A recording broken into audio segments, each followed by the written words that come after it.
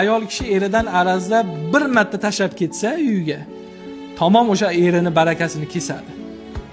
Tamom o'sha erini hayotidagi kelajagiga bolta uradi shu ayol. Nimaga?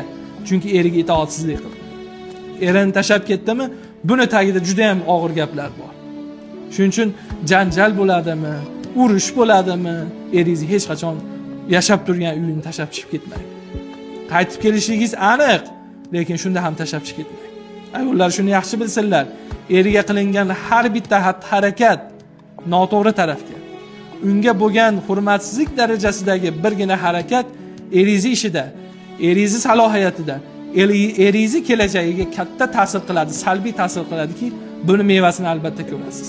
Shuning uchun arazlashayotgan yosh oilalar shuni yaxshi his qilsinlarki, hech qachon eringiz uyini tashlab ketmang arazlab.